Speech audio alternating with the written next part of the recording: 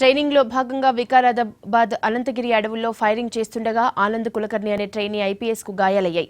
తుపాకీ మిస్ఫైర్ కావడంతో ఆనంద్ తలకు బుల్లెట్ తగిలి గాయాలయ్యాయి. ఆనంద్ పరిస్థితి విషమంగా ఉండటంతో సోమాజిగూడ యశోద హాస్పిటల్ కు తరలించారు. ప్రస్తుతం ఆనంద్ చికిత్స పొందుతున్నారని డాక్టర్లు తెలిపారు. ఎలాంటి ప్రమాదం లేదని చెప్పారు.